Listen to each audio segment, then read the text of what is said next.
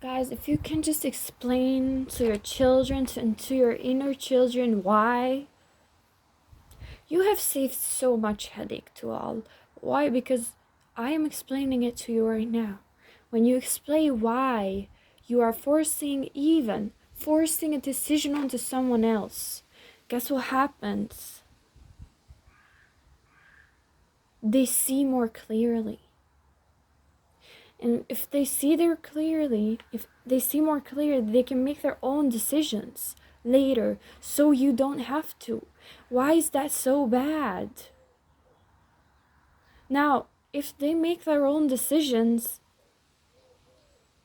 they will not compromise on you and on your interests and wants and needs. They will not compromise with you. They will meet you halfway. Because that is how they love you. You know? You don't have to be perfect. Your children will always represent a vibrational improvement that you never were. You think you're stronger than your children. You are not.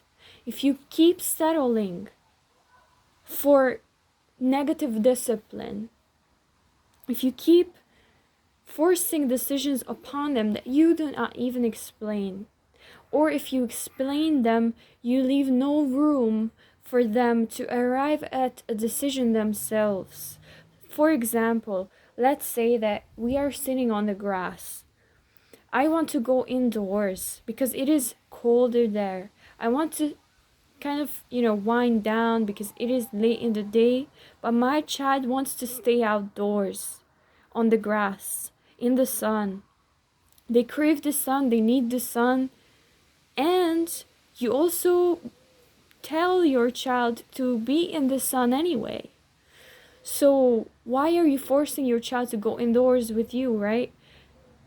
If you decide to leave the door open so that the sun can come in, but you can stay in a shady area and cool for yourself while your child is playing 5 meters far from you, why is that so bad? You know what I mean?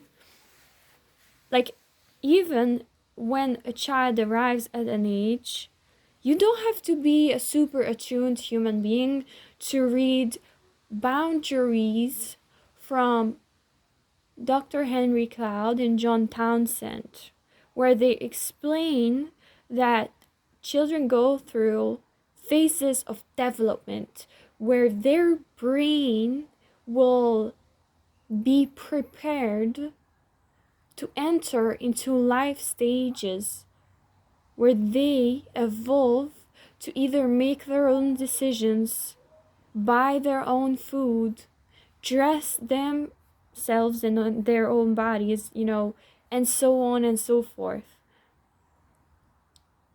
God is very logical, at least to the degree that our genetic blueprint determines a level of reason and trustworthiness within ourselves, including our children.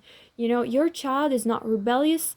Maybe you just drew no boundaries around them. Maybe you just had never explained to them that screaming at them is your emotional reaction rather than the best way of enforcing and asserting your own limits. Why? Let me explain.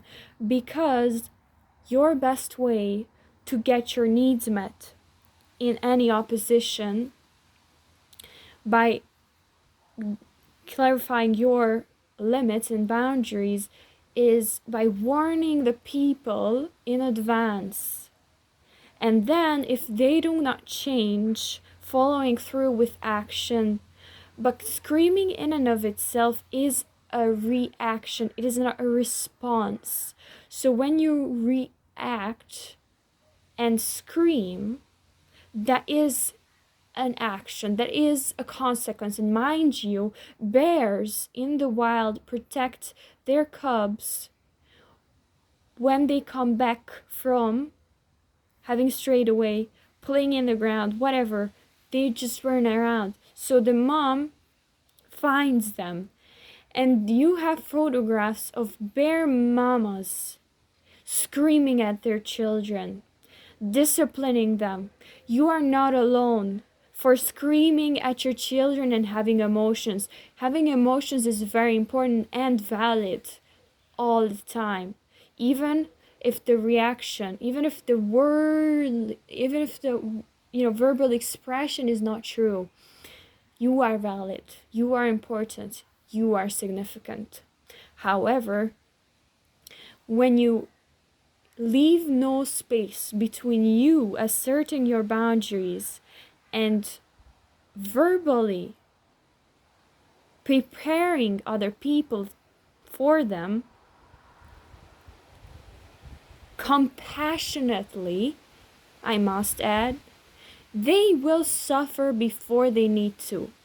And guess what that makes the people around you? Narcissists. Okay, so they will compromise on you when they grow up and have their own authority in their life.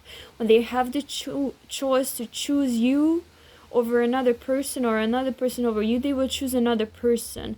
When they have the chance to either appreciate you back or ignore you, they will ignore you. When they have the chance to compromise or meet you halfway, they will compromise. And so this is why I want to protect you by warning you that taking preventative measures is not harshness. Waking up at 6 p.m.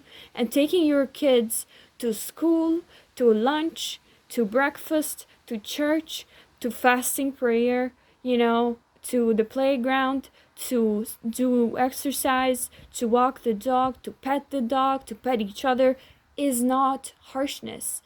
Discipline is not harsh. Positive discipline is compassionate, but not permissive. Positive discipline is kind, but not too strict.